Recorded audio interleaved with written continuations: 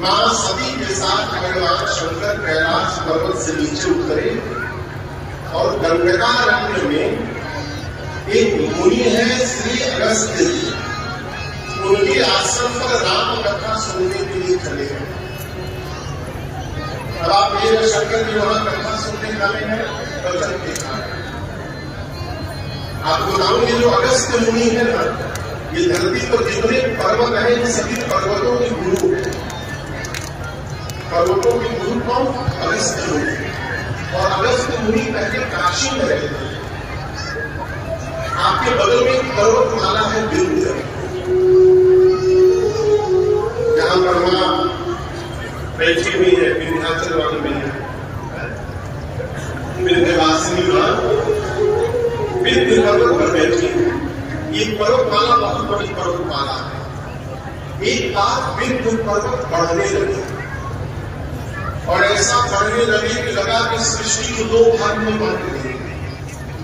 तो सभी देवता जाकर उनके गुरु अगस्त्य मुनि जो काशी में थे उनसे जाकर बोले कि अगस्त्य जी आप अपने शिष्य को मना करिए, इस प्रकार न बढ़े। अगस्त्य मुनि बोले मैं काशी छोड़ के कहीं नहीं जाऊंगा।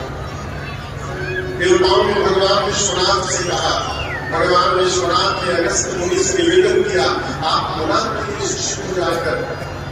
अगस्त्य मुनि बोले बाबा काशी का कौवा भी काशी नहीं छोड़ना चाहता और आप मुझे काशी छोड़ के जाने के लिए कह रहे हैं।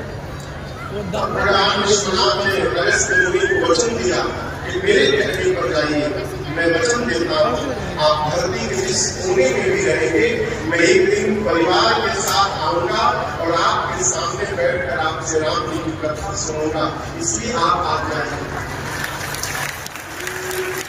अगस्त्य मुनि विंध्य के पास गए तो विंध्य पर्वत ने उनके पांव में अपना सिर रखकर प्रणाम किया। आप भी आपके प्रयाग से रीवा जाएंगे ना तो बीचों में जगह पड़ता है सिरमौर।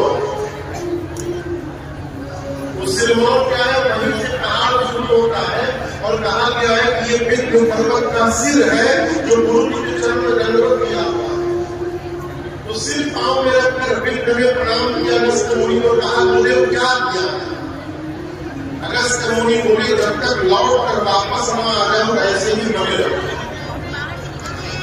अब बोलकर अगस्त्य मुनि गंडकारण्य में गए और आज तक लौट करके नहीं आए और विंध्य पर्वत उसी प्रकार दंडवत प्रणाम की मुद्रा में लगे हुए।